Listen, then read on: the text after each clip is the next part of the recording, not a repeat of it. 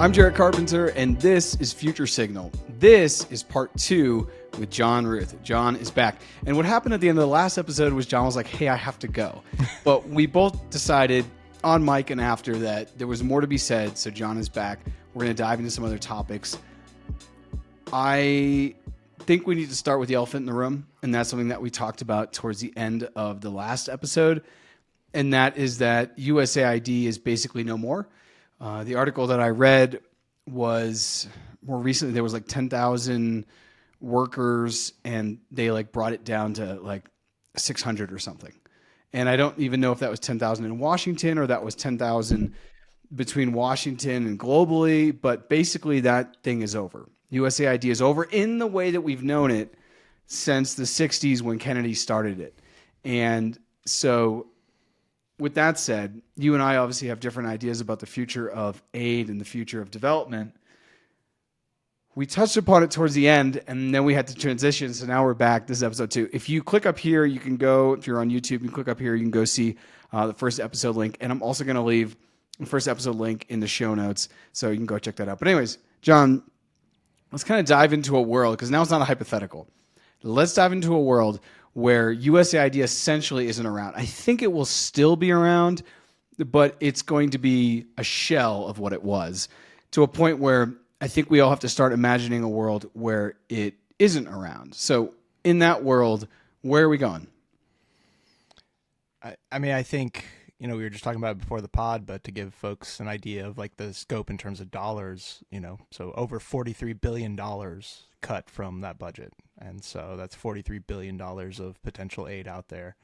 And I think we both agree, and probably there's plenty of audience members out there, I think would probably universally agree, like it's a government institution, so it is very likely very inefficient. And so, I think there's no question that a portion of all that money isn't going directly to aid at the end of the day. That's not $43 billion of impact at the end of the day. That's kind of where we ended the last pod, really talking about just how inefficient the coordination of that capital is at the end of the day. And so, I think on the aid itself piece, like I'm personally disappointed more with the way that they're doing it than the fact that they're trying to become more efficient.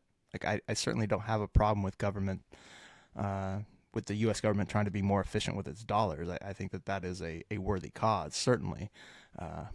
Many have joked about, golden hammers and golden shovels for a long time, so to speak, in Washington, and where does all that money really flow? But at the same time, the way that's being done, where funding's being cut off yesterday, you were just mentioning before the pod, you're already seeing previous colleagues from around the world who essentially have lost their jobs. They're going to have 30 days or less to figure out what's next.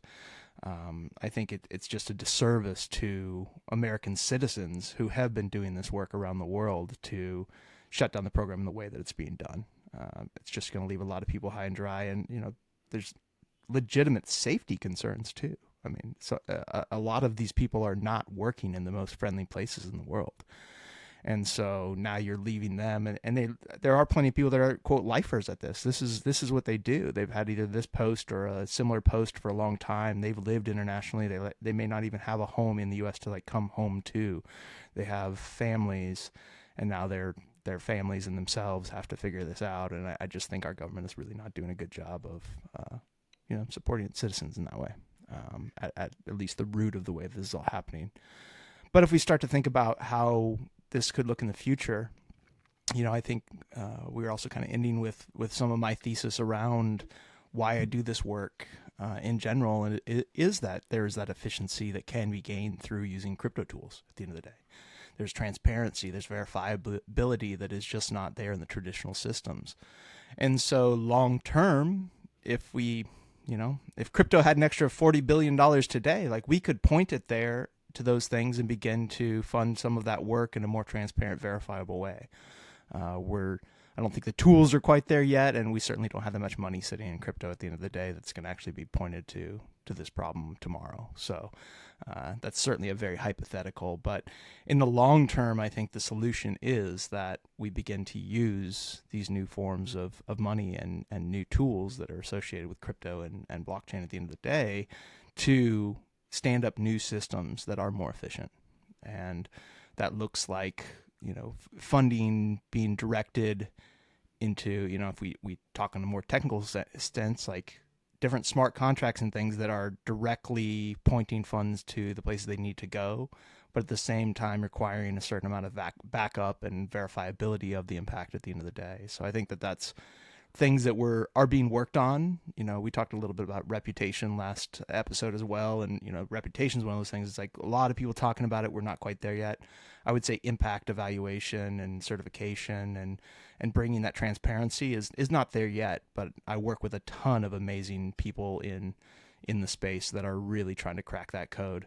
A lot of them starting more with the software and looking at the impacts of software, but I think that same mentality is going to bleed out into real world impact. And so as we begin to have these tools, we can begin to stand up new systems as we the people that we want to see certain things happen in the world and start to, the phrase like program our values into our money. Like I think that's something that if you've never heard that phrase, it's time to start thinking about it. Like that is, I think, one of the biggest powers of crypto is that we don't have to use some fiat currency that is, backed by things that we don't want.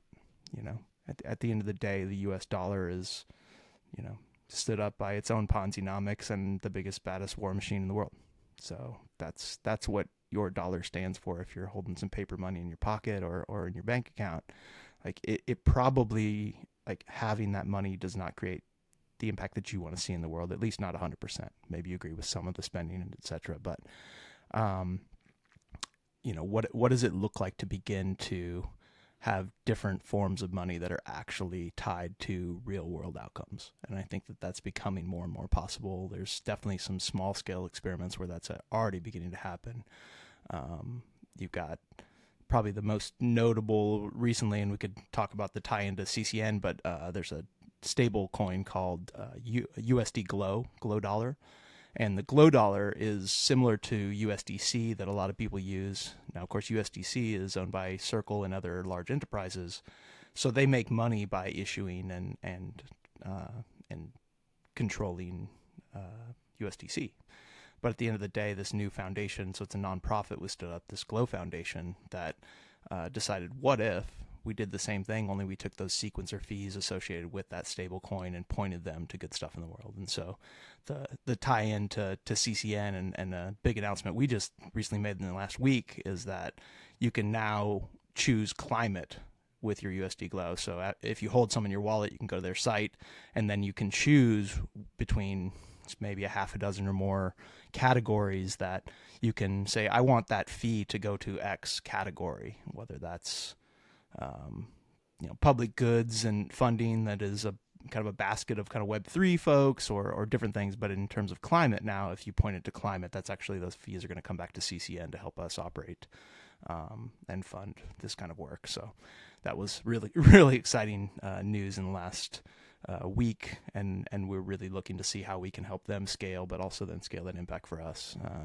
But there's others. There's a small project called Earth, which is really exciting to me, and they're like a basket of renewable energy projects, regenerative agriculture projects, some community-based projects. They kind of have 4 different areas that they work in, and they actually take like the revenues from those projects, and those projects are then held as the collateral that backs their token. And so it's not truly a stable, like, it does have some fluctuation and some different tokenomics involved, but it's just another example of like people trying to really connect real world impact to a token that you can hold. So I think, and there's others. Sorry for any friends out there that I'm not mentioning or shilling your token in directly, but there are beginning to be some of those experiments. It's just they're not at scale. So if we get back to the USAID conversation, I actually got a message shortly after the USAID note from the folks at Glow Dollar, like, big hit here, man. This is terrible. And I was like, we are the USAID of the future. Like, what you're building is potentially part of the solution. And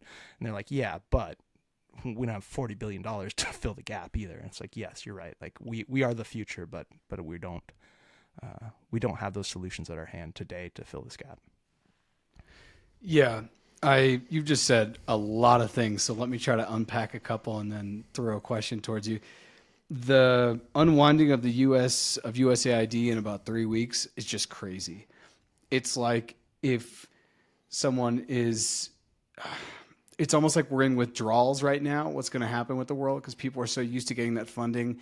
And there was I want to say it was a New York Times article, but it was talking about all the people around the world who are on clinical trials for different medicines, whether it's malaria, whether it's some type of HIV, and all of a sudden overnight, they just are not going to continue with those. And stopping any type of medicine when you're halfway through the dosage or whatever can just be so detrimental. So there's all these little things, these little micro stories, little anecdotal stories, all the way to me before we get on saying, hey, I'm going through my LinkedIn and I'm seeing colleague after colleague after colleague I've worked with, specifically more recently at Mercy Corps, just getting laid off. And that is part of the butterfly effect of USAID pulling their funding, because I think 60% of Mercy Corps' funding came from USAID.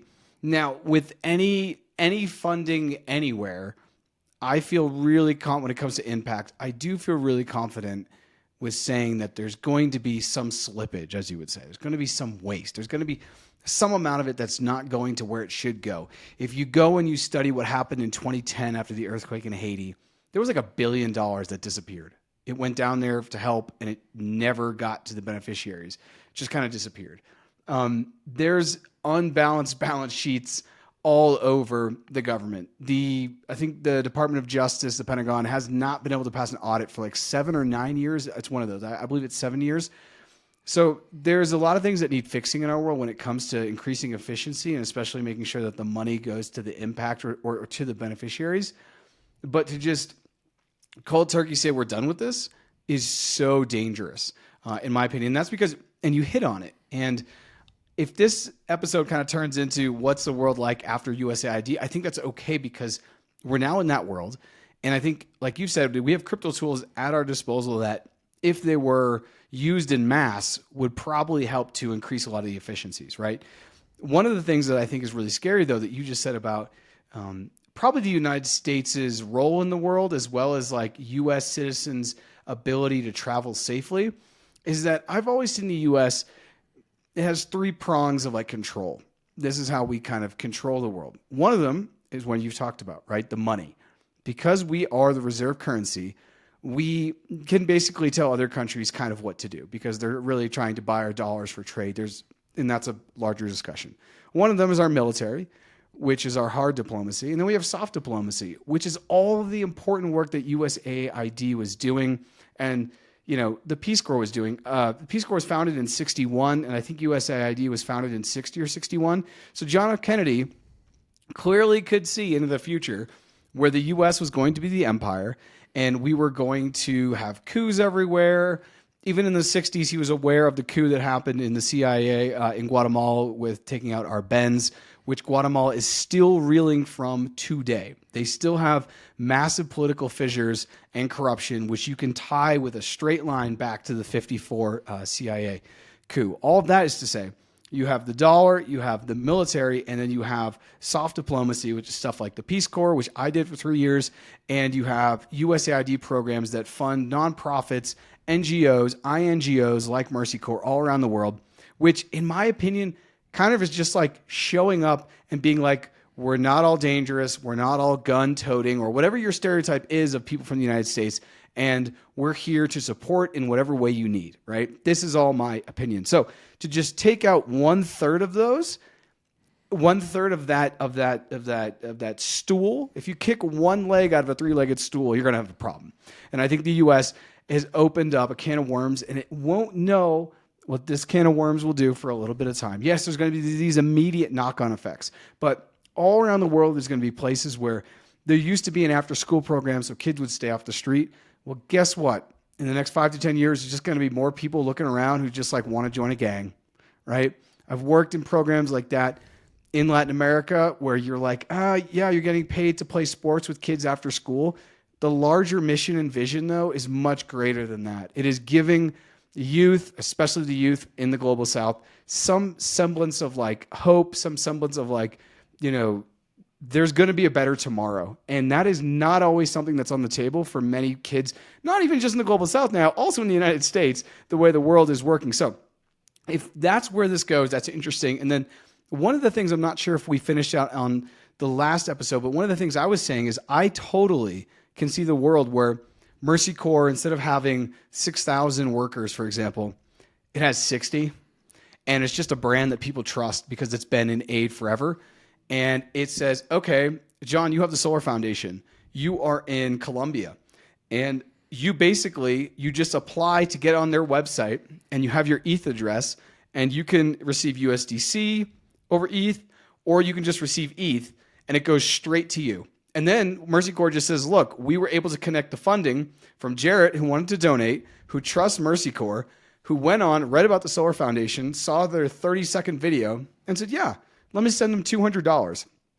I think the future of aid is P2P, just like the future of money is P2P, removing some of the third parties.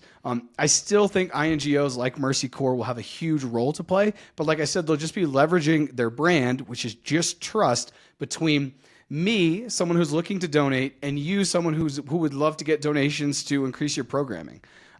So anyways, that's kind of where I want to throw it back to you.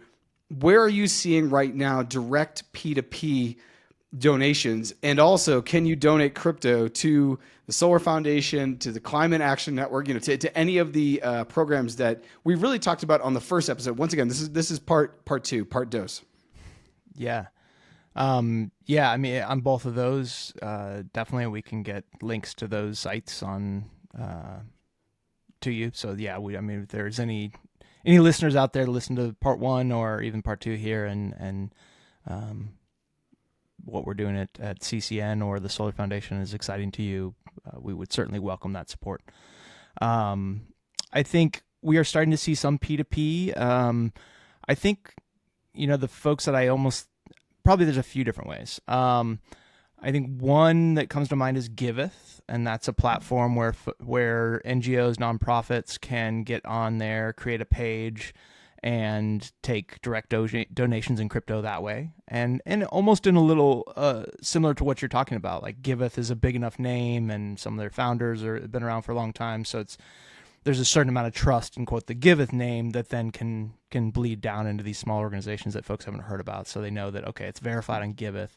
We trust at least enough to know that they did a little due diligence and these guys are not some scammers or grifters. And so that's definitely one awesome way. And then they run so you can go to that site anytime and find all sorts of organizations you could donate to and contribute to any day of the week. They also run some quadratic funding rounds on top of that platform at times, which I think is really cool. So it's like you got that P2P element, but then once in a while they can raise some funding. Like they're currently, actually, for the next few days, they're still running a quadratic round for about $100,000 matching. So basically, over the course of like 2-week period, anybody that donates to any of the projects that are a part of that matching pool, not only do you donate to that project, but you're going to see some matching back to that project. So your dollars are getting matched, which is really awesome. Solar Foundation is actually in that, so that would be actually in the near term a great place for people to donate. Probably by the time this hits the airwaves, it may be a little too late on that. But either way, that's certainly one way. And then I think we're seeing a couple different projects that have come about that are helping to bridge that gap of P2P with nonprofits and crypto. The Giving Block has been around for quite a while and is one that is out there. They have a model where it makes it really easy for nonprofits because they off-ramp everything for you. So essentially anything that comes into the Giving Block, they're just auto swapping to fiat and then putting fiat in NGO's bank account. I think they may also, if the NGO nonprofit is ready to accept crypto, I think they may also offer that service, but they're sort of full turnkey services. Hey, here's a little widget for your web page. You can now accept crypto. You'll get dollars in the end, so you don't have to worry about the crypto element. So I think the product that they've put together is, while there are some fees involved with that, can be a great tool for P2P for these organizations. And then there's another one called Endowment, and the team over there is really great and then continues to build some really amazing tools. One of the their kind of core thing is they've built what is the first decentralized donor advised funds. So a donor advised fund, for those that are not familiar, is basically a way where you can donate some money today that then you manage long term, but take that tax efficiency earlier on. So maybe you need to take a big tax efficiency this year, but you don't want to give it all away to, you're setting aside, you had a big win, you just, sold your company or something. And so you're like, oh, I'm going to give $50,000, $100,000 of this away, as a part of having, done so well. We hope folks are feeling that way out in the world, but, you might decide, okay, I'm going to set this away. I'm going to put this in this donor advised fund with me advising it. That's going to lock in that tax efficiency for me. And then over the course of however long, you can then make grants out of that to organizations. So, and that can all be in crypto. So you can start out at the end of the year just dumping some crypto in there. Even the general consumer. I'm using the example of somebody that has a lot of money and they want to give away. But even somebody that's like, okay, retail crypto investor and knows that they got some gains, they want to offset a little bit of that. You could spin up a DAF at the end of the year, dump some of your tokens in there, so you're not having to sell them. You can take that tax efficiency and then be able to give those away over time to organizations. So, so that's another great P2P one that comes to mind. I'm trying to think if there's anything else. Yes, a little what Gitcoin does with their rounds, though it isn't like 24/7. It's kind of like if it's happening, there's a way to give, but it's not really a way to give to projects, anytime you want. Yeah. So that's I guess some of the ones that come to mind at least. But I think for a lot of nonprofits and NGOs, crypto is still a scary thing. We talked a little bit about that in the last episode. The onboarding of new organizations in crypto can be difficult. And so some of these tools can help with that in terms of creating a little easier on-ramp for them. It's, you maybe hope that even like a Giving Block's maybe stage one. Okay, now I'm taking crypto. I'm still getting fiat. I'm not really doing crypto, but maybe they get more comfortable with it over time. And okay, now we're going to self-custody those funds. Maybe, I think the other thing maybe to throw out there as a part of the conversation is I actually got an email when the USAID announcement came out. Got an email from a nonprofit that I work with that works in healthcare. And they talked about how, I think it was about 10 years ago now, give or take, they had just made the decision, like, we can't live this way forever. Like, we can't be taking the USAID money, the big other grant monies out there and just be chasing this all the time. It's a lot of work, and there's a lot of insecurity in that because of exactly what's happening right now. You just never know when those dollars are going to go away. They're great when you have them, but if they go away, then yeah, you're going to shut down programs and not be able to do your work. So they have, over the last 10 years, built up an endowment for their organization. And so I think that that I sort of bring that back to, like, that it can also look potentially long-term like these NGOs, nonprofits participating in some form of lower risk DeFi and such to be able to get a yield. So it's not so much bringing in money every time, but maybe bringing in money, building up an endowment, which is then earning a yield that then you can be running your programs off that yield so that you know that you have longer term sustainability.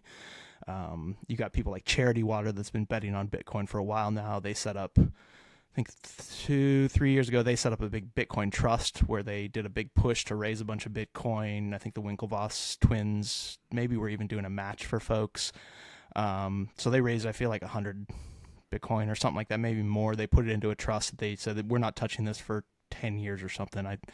You may want to fact check some of that, but you can look up Charity Water and their Bitcoin. You'll find information if you Google about it. But just an organization that comes to mind that's a nonprofit, forward thinking in that way, that, hey, let's take some of this, and obviously realizing that there is a likelihood that these things are going to appreciate as well. You may be building an endowment today that's worth $1 million that in 10 years is worth $10 million. And now all of a sudden the yield from that really is supporting all of your programs. So I think that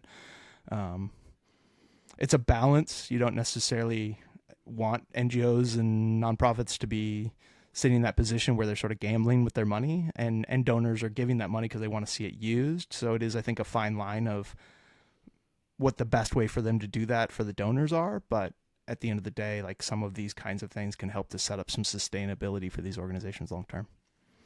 Yeah, I'm really glad you brought up Charity Water, and I did just check. They have 106 Bitcoin, which right now is like $10 million. And I didn't see on their website, it's called the Bitcoin Water Trust. I didn't see the Winklevi each gave 20, 25.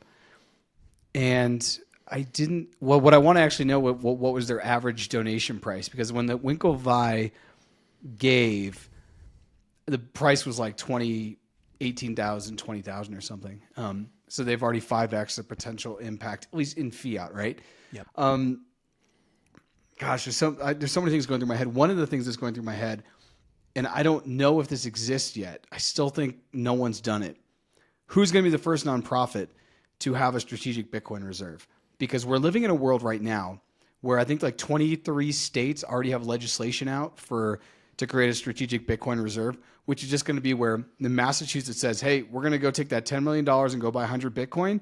We're going to put it in there and maybe we'll feed off it every year. I know the Texas Blockchain Council was working with the Texas lawmakers, and their original proposal was once you get the Bitcoin in, every year you can only take off a certain percentage of the Bitcoin. So, and I think it was also a certain percentage of the Bitcoin in fiat terms. So ideally over a long enough period of time, you would continue to have more Bitcoin and you would still have the same amount of fiat impact. You could even raise the fiat impact to stay up with inflation. And Bitcoin has been out crushing inflation year on year. So it's really quite fascinating. So if you're listening to this and you have a nonprofit, or John, the Solar Foundation, even if you guys take a freaking $1,000, buy Bitcoin, put it in a multi-sig wallet that you then, have people, you'll be the first nonprofit to do it. If I have pretty good connections with a nonprofit in Guatemala, and I'm going to try to get them to do this in the next 6 months.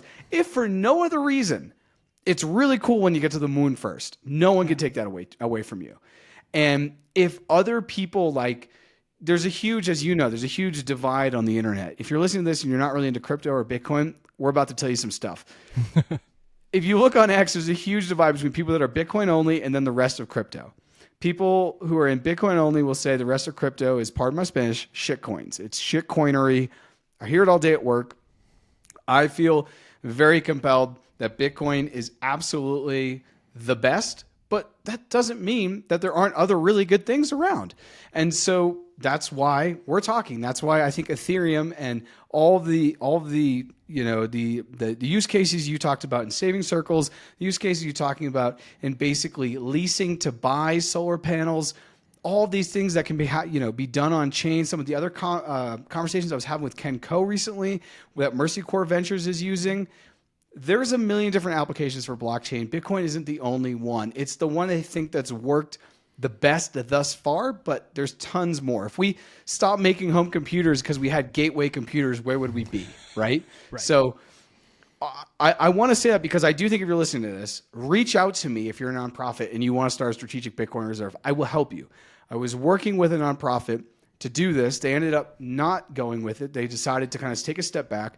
But I think now, if you're a nonprofit and you work internationally and 40 to 60% of your money was coming in, as you said, through the fat cats, through the dependency on USAID, and that is gone, and now you're looking at what Donald Trump and his administration want to do with Bitcoin, it is the perfect time to create your Bitcoin-friendly strategy where you have someone on your team or you reach out to me and I will help you talk to Bitcoiners and have these conversations around what the impact could look like. Because if you have 100 Bitcoin in a fund and it's worth $10 million and you run a small nonprofit that maybe has $250,000 overhead, there is a world in which you can cover almost all your operating expenses, potentially in perpetuity because of how much Bitcoin you have. Yep. Just because I think Bitcoin is going to continue to grow. This is not financial advice. Bitcoin's around 95,000 right now. I think it hits 1 million by 2030. I say that all the time. I don't even feel bad because there are people out there in TradFi that say it's going to hit like 5 million in 2 years. So I am actually bearish apparently on my price predictions. But now I want to put it to you, put you on the hot table. What does it look like for you guys to start a Bitcoin reserve? You guys could even do an Ethereum reserve. The point is you're taking a digital asset, you're putting it on the sideline, you're trusting in its growth and adoption, and you're going for it. Have you talked about with any people at the Solar Foundation? I feel like it's just you and another co-founder. I know that there are other team members, or at Climate Action, or in any of these other communities that you're a part of. Not specific to Bitcoin, and definitely, I guess, it's for the listeners out there, definitely I'm not into Bitcoin. It's just not, I'm certainly don't sit as far on the maxi side. Mm-hmm. Admittedly, especially for those out there, maybe not in as deep, like just some of the Bitcoin culture has sort of bothered me along the way. Like for sure. I remember,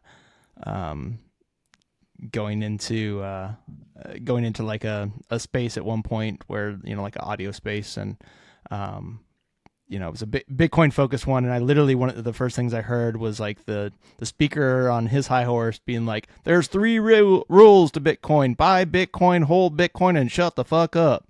And it's just like, you know, like as an onboarding tool, I'm not sure how that works, but like, you know, like it's not that I don't believe in the tech, but like that's also like, I don't know, it just doesn't feel like the kind of thing I want to be a part of. So, but that's not all Bitcoiners. I'm not, you know, I definitely get it. And, you know, many, you know, thanks and praises, and send my flowers to Satoshi wherever they might be, because certainly none of this would exist without them and all of the cryptographer pioneers before that. So there, you know, I certainly have a ton of respect for Bitcoin, and definitely believe in it as an asset. But I do sit a little more on the other side in terms of using this money for new ways. I think there are more tools being built in the Ethereum ecosystem.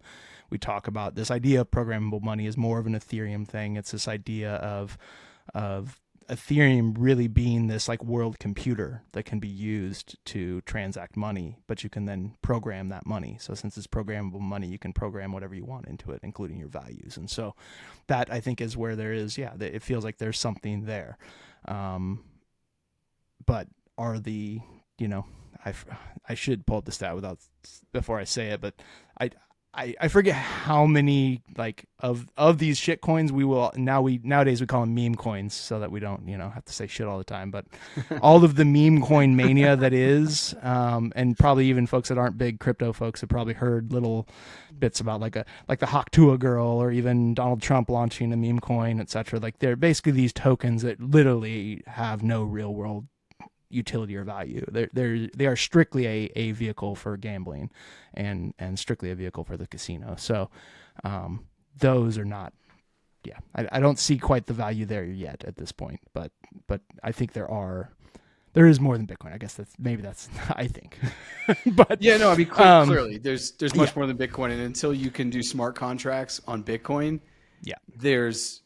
I think if I had to, and I will get shit for this from some people if they hear this, but if I had to just choose 3, I think you need Bitcoin, Ethereum, and USDC probably.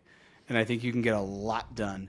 And in fact, most people, those are the first 3 coins that they start to accept, because those are the most donated coins when it comes to nonprofits. Those are the ones that most people kind of have. Yep. They may have USDC actually on another chain, and they don't know that, especially now with Base being so popular as a layer 2.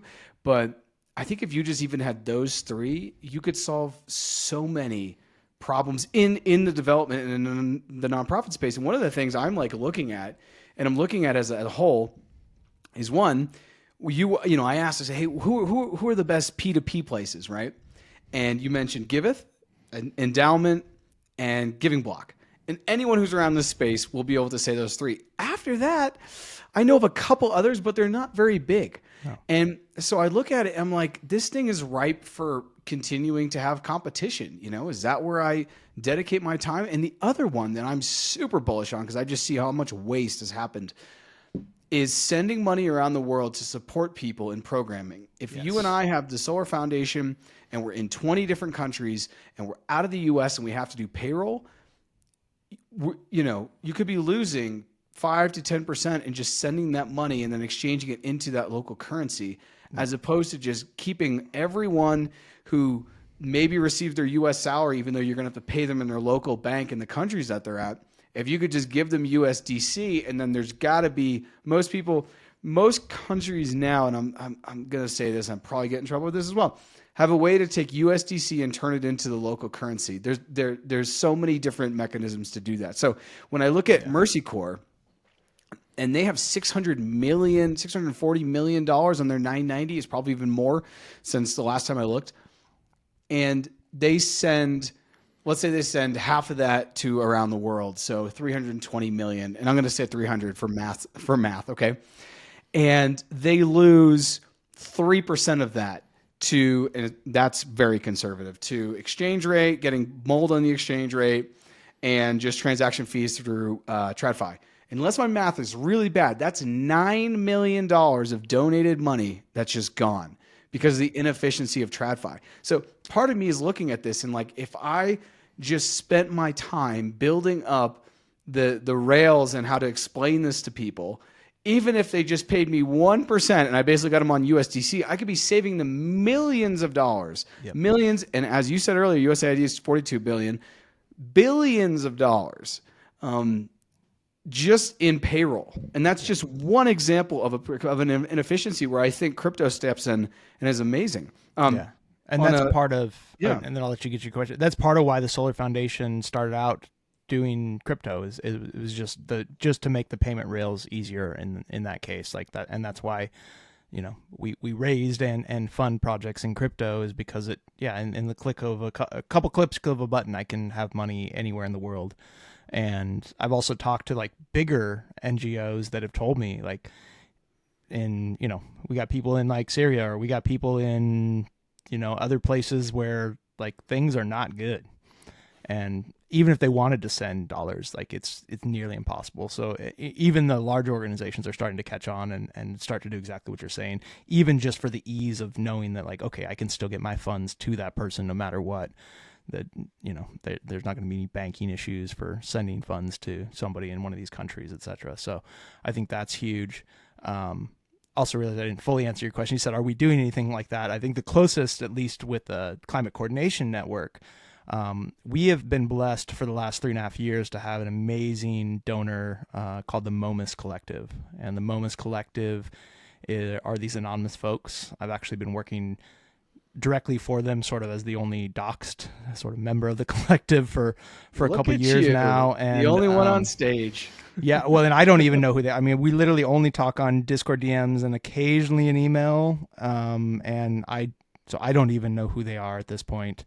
Wow. But they've donated about like 1.5 million, maybe even closer to 2 now by the end, to our work. So they've been our largest donor. But to the reserve piece, partly they are really early crypto folks. They got into sort of metaverse really early and then got into NFTs really early. So they acquired what is considered a pretty significant collection of some of the very old NFTs from like 2017, 2018, like the early days of NFTs before all the boom a couple years ago.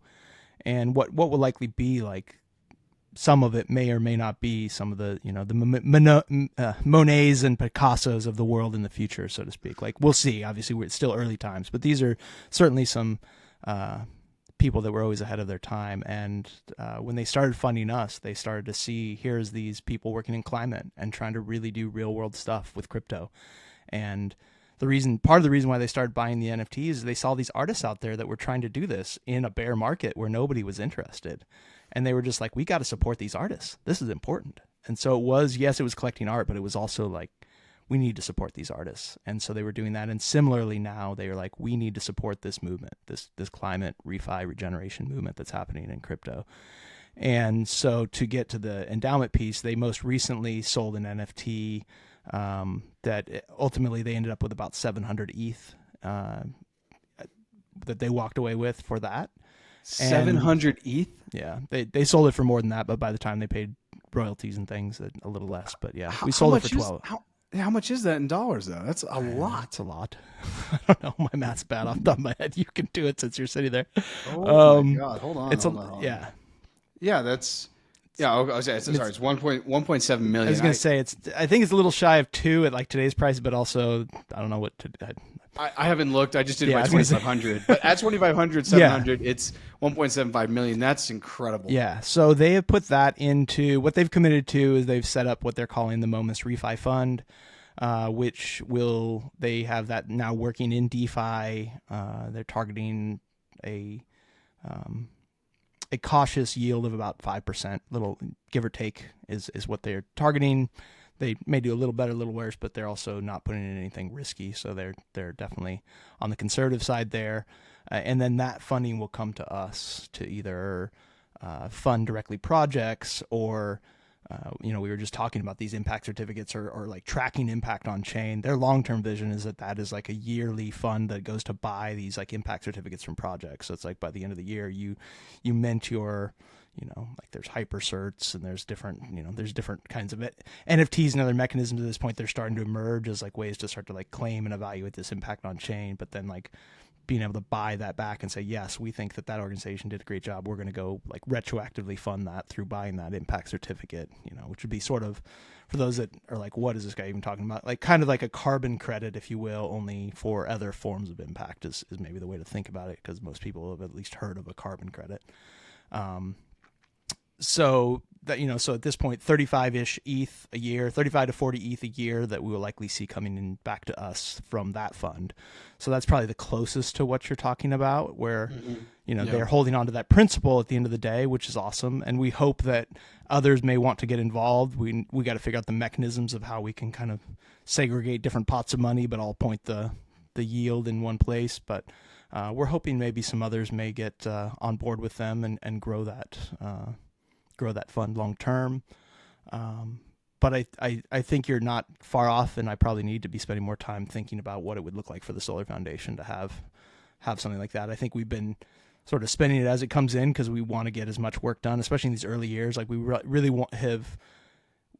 really tried to do as much as we could in the first few years to really just build a strong track record. Like here over the last couple of years, you can just see, here's the work we really did. And so that's always been our mission, but we do need to start to think a little more about some of our long-term sustainability. We talked a little bit about some of the projects we're doing to try and create more like flywheel effects where funding is coming back to us. And so I think there's some of that, but there also is probably a layer on top of that of what is an endowment or Bitcoin reserve or Ethereum reserve look like for us. And so, yeah, that's maybe my thing to walk away from today to think about. Maybe we can even bounce some ideas back and forth on what that could look like potentially. Yeah. I mean, I'm here, right? If you set it up, I'll send you Bitcoin. No one's done it. No one has done it. And how many nonprofits are there registered in the United States? I don't know, like 2 million or something. And you just get to be the first one, and then you get to go on every space and say we're the first. Probably for the Solar Foundation, first nonprofit 501c3 with a digital asset reserve. We accept Bitcoin and Ethereum, and we'll show you exactly what we're going to do with it. What I was pitching to a nonprofit was essentially, because it's really hard, right? What I pitched this to Mercy Corps when Bitcoin was at 20,000, and they were just kind of like, and it wasn't going to move. Mercy Corps was too big for probably it to happen. It would have taken a year and just so much convincing, and at that point it was like whatever. But that's when Bitcoin's at 20,000. And I was speaking with another nonprofit more recently when Bitcoin was, I don't know, it was in and around getting towards 100. But besides the fiat price, it's more just like, as you said, and this is where I want to come back to, with USAID out, we have to get away, and the USAID is very fiat, right? It's using the US dollar that we're probably printing on some level to be able to cover the budget. Have to use what we have. And what we have is a lot of people around the world that over the next 5 to 10 years are going to come into wealth that they've never imagined. And if you read any of the Giving Block's year-end annual reviews that they talk about, people in crypto give like 200, like 2,000 times more than the average. It's a bigger number than that actually. But we're talking 20 to 30x more than the average, quote, fiat giver who's donating some Amazon stock or sending you $20 on Venmo. Yeah. Crypto people are very, very generous. Crypto people are, whether you're into Bitcoin, whether you're into Ethereum, whatever you're into, we're very hopeful for tomorrow, and we're constantly trying to figure out a better tomorrow. So because of that, we want to see a better tomorrow. And if we can influence that by giving you some of our crypto, we're going to do it. And so I just think it's an amazing moment on the donation side and also on the building side. So yeah, I think if you guys even just took half an ETH and said, we have an Ethereum reserve, and you just spent a weekend writing out what that looks like, putting it in a wallet that you guys agree upon, where it's going to be safe and multiple people have the keys in the event of, as I was told recently by my CISO, the bus, right? If you get hit by a bus and you're the only one, that's not good. That's a point of failure. So I'm excited to see what that looks like. Moving a little bit ahead, I wanted to focus around the conversations that have been happening in the United States, specifically around digital asset. And we kind of talked about this before we hopped on, but looking at some of the legislation that's been going on, have you been following any of that? I asked if you were watching this thing that I was watching. It was on like the Senate floor, whatever. But have you been following any of that? And how does that, if anything, influence the work you're doing and or maybe some of the donations that could come in as the space basically gets more co-signed, unfortunately, by TradFi? Yeah.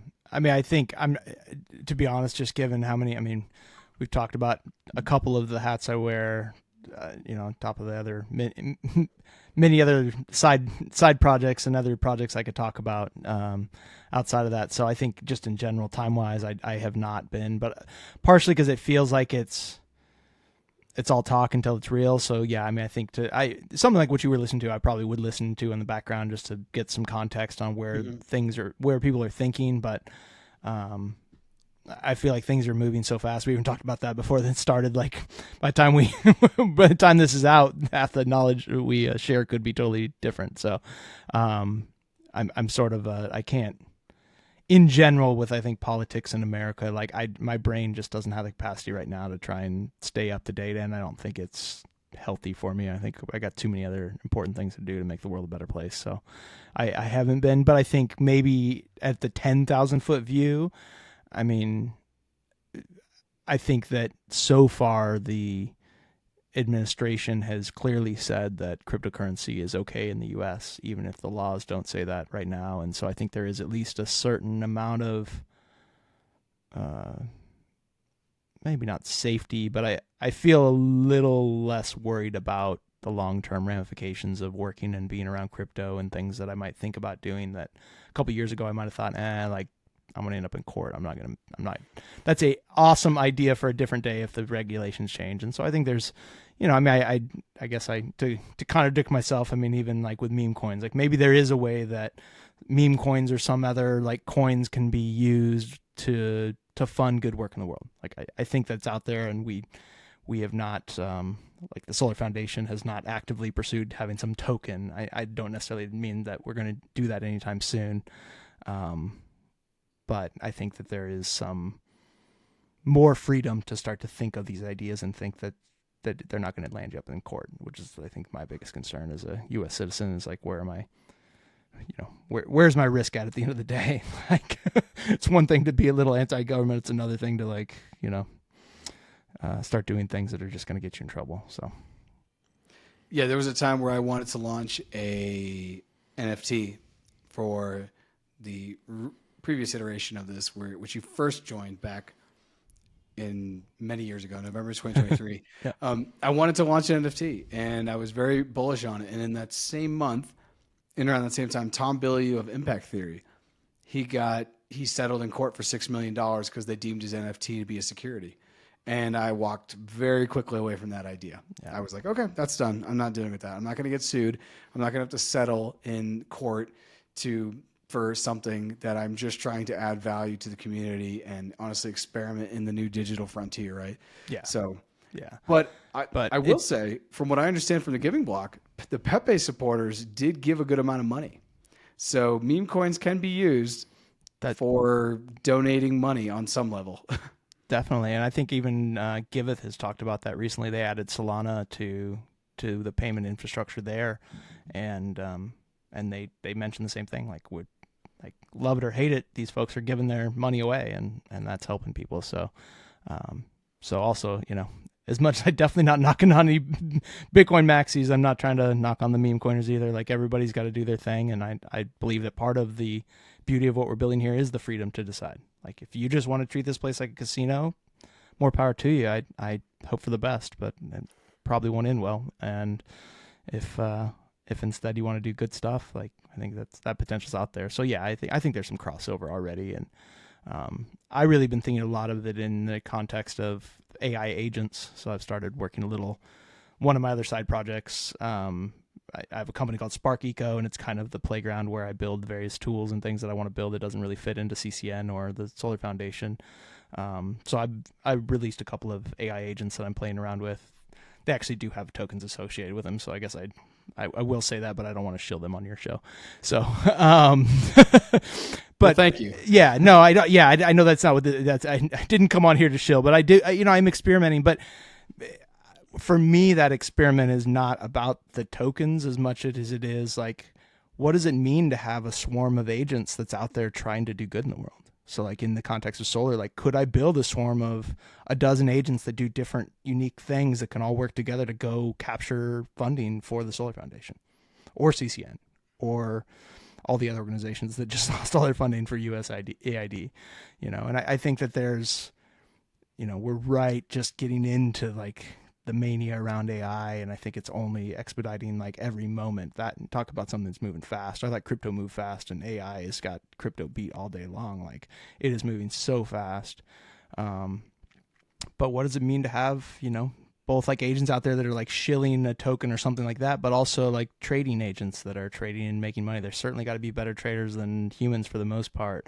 What does it mean to go even further, for that they're going out and finding other funding opportunities, applying for it and getting it for you? Like, I think there's some really interesting possibilities long term, and AI has all of its own scariness involved that we don't need to dive into, because I think that's a whole nother pod. And I know you said maybe you're gonna even have a friend that's more of an AI person on in the near term, because that's, I'm having fun coding for one of the first times, and that's maybe the message to folks out there is like, you would be blown away with the things you can do with AI. Like I built 2 AI agents that can tweet and be on Telegram and be on Discord in like 48 hours. And AI told me how to do it. I did not have a lot of core development knowledge to be able to do any of that. I literally said, like, I want to do this thing. It said, go to this place and in your command line and type this thing. And then when it didn't work, I went back and said, hey, I got an error. What do I do? And it said, oh, you forgot to install this. I forgot to tell you that, more or less. Like, so go do this. And it's like, I mean, it literally guided me through every bit of that. I just the other day had a need for scraping some images off of a website, and I was like, I right click and save all these, but I wonder if. So I went into Cursor, which is one of the tools you can use, and just said, hey, can you build me a program to go to a website and download all the images? And in 30 seconds later, it's like, yeah, do this, put this in this directory, and hit go. And I did, and then typed in a URL, and it downloaded all the images like that. So I built a whole new program in like literally minutes to do something. Like, that's where we're at. And so, yeah, so that's a side tangent into the AI world. But I do think that there's like, AI fits into this discussion around like, how do these organizations long term receive funding? Like, I think AI is going to be a piece of the puzzle.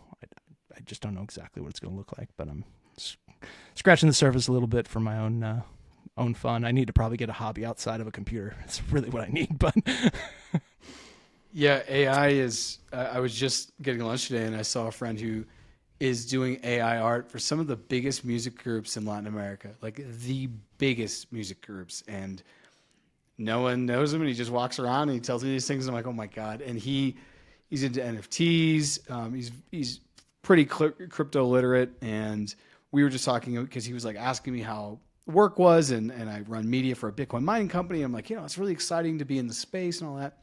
And I'm like, as wild as Bitcoin is, as wild as crypto is, AI is going to be 10 times bigger, and it's moving probably 5 times as fast, if not faster. And it's just blowing my mind every day, the stuff I see that it can do, especially around media, because I know I'll be replaced with the job I have within 2 to 3 years in media, because they'll just buy my avatar off me, clone me out, or not even use me, get someone who doesn't need lighting, who doesn't have to worry about any of the things I have to worry about, who doesn't need benefits, and they'll just have that person represent the company. Yeah. Every single Fortune 500 company or every single retail product or service is going to have an AI avatar. That's just going to be their thing. And if you're like, oh, that's crazy, it's not going to work. Well, Geico's been doing it for like 20 years, right? Yeah. They've been using tech to create their kind of medium between their brand and their values and their message through a freaking gecko, right? So they'll just be humans, and the AI is so good right now. It's I think in the next 3 to 5 years there will be a full AI movie that's probably going to be. I don't think it will win an award, but it will probably be put up for an award. And actually, I think they'll probably create their own awards for the AI movies, right? So it's just moving at an extremely quick pace, and it's exciting. So I'm glad that you're in it, and we didn't even talk about AI. But yeah, you'll have to check out some of the episodes I do with Andy, because Andy's been building an AI 7 or 8 years as a software engineer, and he's told me too that in the next 2 to 3 years he's also going to be out of a job, just because, like you just said, you don't really have much coding experience. But with AI, as long as you engage with it properly, you're a master coder, right? Yeah. You can make stuff, which is, at the end of the day is the point, right? If you're building in the digital frontier.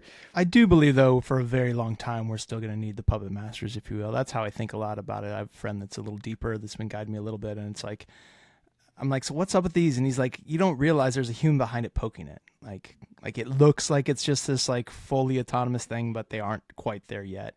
You know, we will get to that sort of AGI point where maybe that's the case. But even then, I think there's going to be a certain amount of human poking needed once in a while. So I don't know if you're fully out of a job or if it just means you can spin up a whole podcast and do 10x the number of episodes and you're just sort of running and managing a swarm of AIs that are working for you. That's kind of how I think about it, you know, and so that we're still going to need humans, but you're right. In general, like a lot of jobs are going to go away and a lot, you know, and that's how I think about it. When I say I'll be replaced, it's more like I won't need to be on camera. Like even today, I'm down in a room I never record in. The light is coming this way. I don't love how it is. If I put on the overheads, I hate it. But I wouldn't have to deal with this because I'll just have my avatar where there's always perfect lighting and all that. But I completely agree. But I tell myself I'm going to be replaced. So that way I start to develop other skills and other talents and continue to develop my own personal brand because I think brand's going to be the only thing that's really going to be able to weather this long term. Yep. And I completely agree with you. You're always going to need a human to do something when it comes to AI. You always need a puppet master. The problem is you're going to need fewer.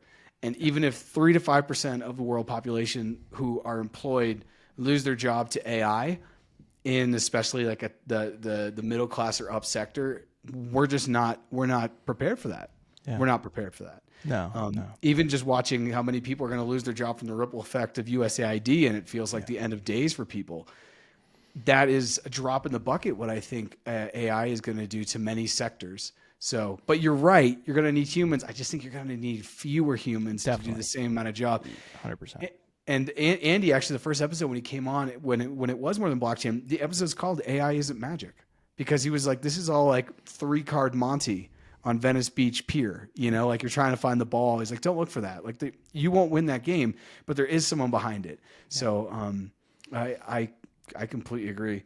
Yeah. One last thing I wanted to... My hope is that long term that means we start to fulfill the dream of all this technology to get-go. Like whether it's computer technology or all the technology of the world, like humans started creating technology so that we would have more time to be humans, which means like spending time with people that we care about, doing things that we care about, like having more autonomy with our time to actually enjoy it and not be, you know, I mean, back in the day, it's like you could either work on the farm or we invented these tools to make it easier for me to manage a farm. But instead we keep using these tools to like go harder and farther. And like, I'm hoping to some extent that this may be the moment where we start to shift the other direction. It's like, we can just get some of this stuff without the humans. And then I think it goes into it, and we may or may not have the time even to dive too deep into it, but like UBIs become a important, universal basic income, I think becomes an important conversation within all of this. Like at what point do we decide that like there's enough money in the world that we can start to just pay humans to be humans, at least to some extent? I'm not saying that it's all your money, but at least some like baseline, you know, basic income for all these people, because they are going to lose their jobs and it's going to be computers that take it. And so how are we going to keep these people alive at the end of the day? So I think that there's some interweavings of that. And I don't think there's a perfect solution, and I don't have a perfect solution for how that's set up and how that works. But I do think that that's where we need to go. I would love if that's where we went. I would love if that's where we end up. I do want to touch on UBI if you have a little time. Yeah. Oh, definitely. Man, UBI. Ooh, that's like. Whew. But what I did want to show you was this. I'm working on this concept, and I'm going to put a phone up to the screen. You're going to have to deal with this. This is a boomer thing, right? But it says the new, for those listening on, the new American dream. Okay, and then the next slide, and I created this picture with AI. I'm going to read it out. It says, "Today I work on the internet so I can retire tomorrow to a house in the woods." Yeah. And I'm sorry if this isn't clear. That's okay. I can't read the words on that, but I can see the picture. Yeah, it's just a really Yeah. nice picture. I'm sorry, it's not focusing, but it's just a nice picture of a house in the woods. In post, you can pop them up on screen if you want to take the Yeah, time. exactly. I'll pop that. People are gonna be like, why is he doing this? I'm doing that because I'm really a lazy editor. That's why. Um, the Everyone I talk to who spends as much time on the internet as probably you and I do, we don't want to be on the internet. We're just using that right now to be able to get off this hamster wheel and spend more time with family and friends. And so, my question for you with UBI is, how does it work? Because I love the idea of UBI philosophically, where you get money. Like, for example, you're a U.S. citizen. If you're a U.S. citizen, you won the freaking lottery. There's like 3% of people on the planet that are U.S. citizens. And we have so much wealth, it would be super great if everyone had a nice piece of the pie, right? Right. There shouldn't be someone sleeping on the street outside of the Wall Street Bowl and some guy drives by with a Lamborghini. That, in my worldview, is not great. But how does it work? Because I can't figure out a world in UBI where we don't see crazy inflation due to money printing. So the next thing I go to is maybe it's programmable. Maybe you get $6,000 a month or whatever to live on, and maybe that's a lot. So we'll say $3,000 a month to live on, and you can still have a job. You just get that. But it's programmable in the sense that I only have 30 days. I have to use it in the month of February. If I don't use it. Yeah. How like, how does it work? Because one of the biggest tenets of Bitcoin, and I'm gonna have to close the shade. See, this is why I need my own avatar. It's ridiculous. Well, one of the biggest tenets of Bitcoin, and then I'm gonna ask you this and go close the shade, is that like money printing is devaluing your time, right? So, anyways, please dive into UBI. I'm gonna close the shade. Well, let's do it.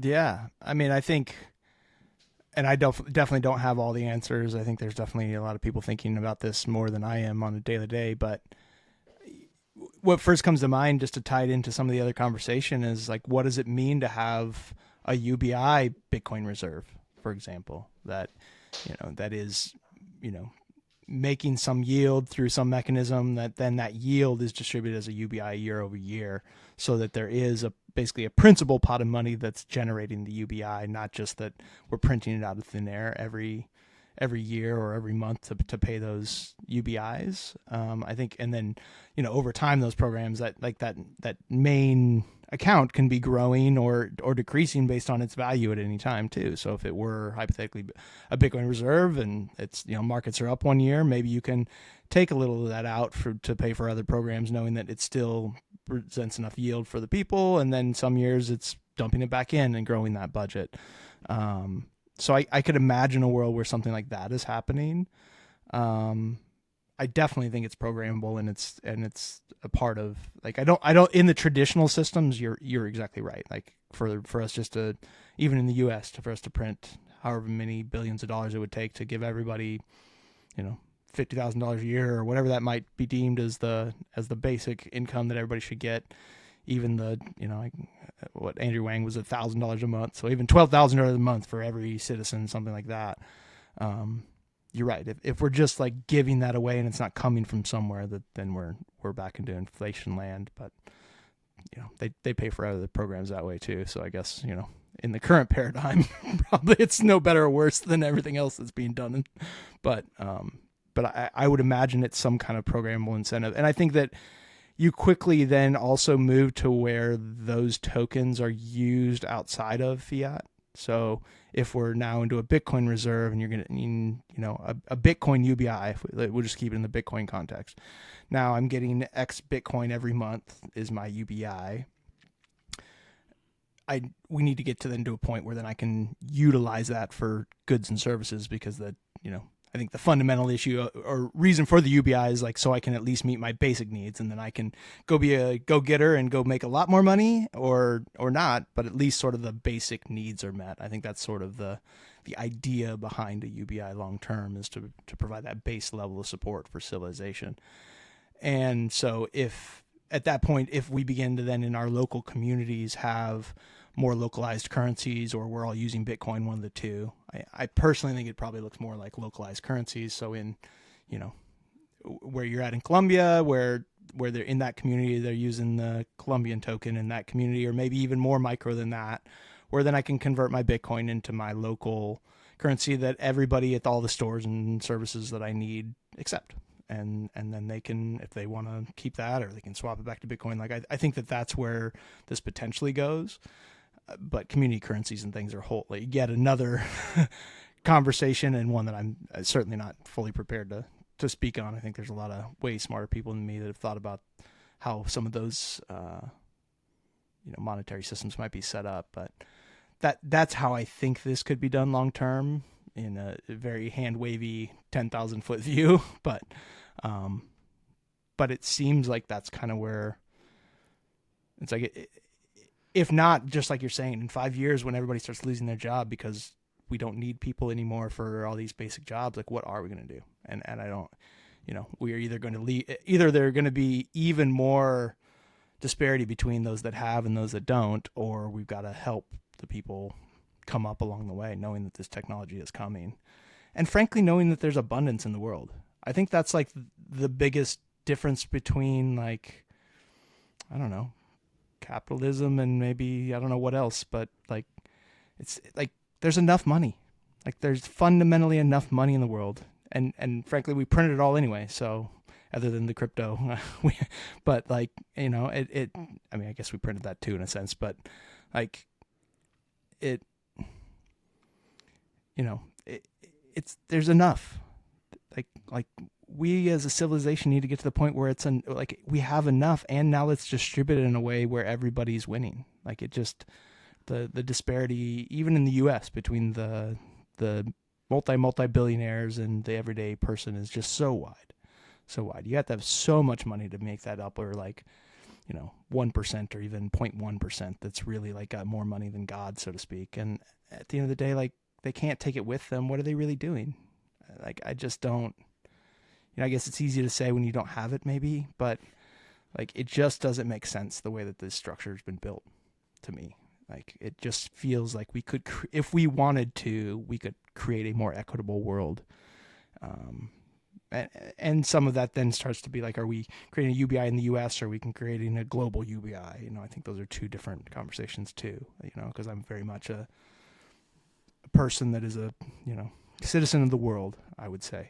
Yes, I have a U.S. passport. Yes, I live in the U.S. But at the end of the day, I feel more like a citizen of the world because I interact with people all over the world, all over the time, from people in other places that are doing well to a ton of people in places that are not. And like it just gives me a different perspective when I think about the way the world could be. Like it just doesn't make sense to me that there's, 500,000 people in the world that don't have access to water, that there's 850 million people in the world that have limited access to electricity. Like these are basic needs. How can there be human beings on this planet that don't have those things, and yet I have AI in my pocket? Like what is that world that we've created that's allowed us to get to this point? Like it just doesn't make sense to me. And I guess I'm not in charge and I can't always fix it, but at the very least for me, it's just like, how do we create these more equitable systems as we move forward? Because it's just not working. It's gosh, you just said so many good things there. One of the when you were talking about UBI and how we do it, it's like I really want your opinion on WorldCoin, because that was put out by OpenAI, and it was trying to basically prove human identity through your iris, and then you would eventually get paid out some share, I believe, of OpenAI's revenue. And this was the way that Sam Altman was like, well, if AI is going to take people's jobs, we need to be able to show up for them, even if they only start getting $12 through the WorldCoin token. What are your thoughts on that? Yeah, and I followed that work, probably not as closely, just in the sense, like I'm aware of it, and like maybe some of those high level plans. My general sense is that OpenAI and the bigger business is probably having enough challenges that WorldCoin is more of an afterthought at this point. It is. I think that's kind of where it's at. So, to the extent that they start doing something like that, that makes a lot of sense. I mean, that's still creating that sort of reserve in a sense. It's like saying, okay, we're going to take a portion of our revenue and put it into this pot to generate this UBI at the end of the day. And so like that sort of thinking, I think, is sound, whether or not they actually do it. I never scan my iris. It doesn't scare me that much. I feel like at this point, like our identities are like, it's nearly impossible to be anon in this world at the end of the day anyway. But yeah, I mean, I think at least good intentions. I generally think that that project has or had good intentions. Whether they'll be able to succeed is probably another story. Yeah, I think it had great intentions. I think the execution was horrible, and the more I read about it, it was just kind of like, nice try. But obviously, to get to the V1 that works, there's going to be 1,000 projects behind it. There's like 40 different projects that are behind Bitcoin that Satoshi took from to be able to get Bitcoin. So as you said earlier, great job, Satoshi, and also to all the cypherpunks before and the devs who were thinking about how to have digital cash on the internet. We are kind of coming to the end of this, and I feel like you're going to probably come back on here again, because I feel like we can talk for a while. We hadn't even considered that we'd somehow go from USAID to UBI, but we just did this. So there's going to be someone out there where this is going to be the right rabbit hole for them to go down. I hope so. On the last episode, I just basically said, hey, I'll throw all of your links in the description. And I put in Solar Foundation. I put in the Climate Coordination Network, which, please excuse me, I did say Climate Action Network earlier. I typed in climate into my browser, and I have so many climate. Right. There's 3 others that popped up in my drop down on Chrome. But yes, the Climate Coordination Network. I put in Solar Foundation. I put in a little bio that I had originally. But where, if people want to reach out to you, I feel like X is good, and maybe LinkedIn. Yeah, X, LinkedIn, you'll find me on both of those pretty easily. If you're more into some of the various chats, like I'm there, and normally Jon Ruth, so you probably can find me on various chat mediums if that's more your thing. But XDMs, I keep an eye on them. I get definitely a bunch of trash. I try to keep an eye once in a while on sort of their filtered spam filter, just in case there's something good there. Mostly lately it's strange AI bots trying to sell me all sorts of weird stuff. So it's a scary world out there. But I generally, my XDMs are pretty good. Depending the audience, I spend some time on Farcaster if you're already there. I'm on Blue. I'm just about everywhere you might want to connect, I would say, as a whole, and fairly easy to find. So but as a more direct, without me being like everywhere, like probably LinkedIn and X for the audience that's listening is probably the easiest. Excellent. I was just looking. Yeah, those are great. I'll leave those in the episode description. And thank you for coming on. This is the first time I've done, I guess, a 2 CD set, a 2 compact disc. I mean, I don't know, whatever you want to. I still have the 2 tapes up in my room somewhere in Massachusetts. And but anyways, this is my first time doing a part 2, and we've put on wax now about 2 hours and 30 minutes. We got some stuff here. But if you're listening to this on YouTube, please subscribe. Listen to this on podcast platform, please subscribe. Follow us on social media at Future Signal Pod. And if you want to check out our website, futuresignal.xyz. Jon, thank you so much again for your time, and I look forward to continuing to keep in touch. Definitely. Really appreciated the time, and honored to be the first doubleheader guest, and look forward to hopefully talking to a lot of the audience that reaches out to talk about any things that we talked about. I love talking about all this stuff and trying to make the world better place. So if you want to donate some money. If you just want to jam on any of these topics, I try to spend a lot of time just spreading value around. So appreciate y'all, and we'll see you around.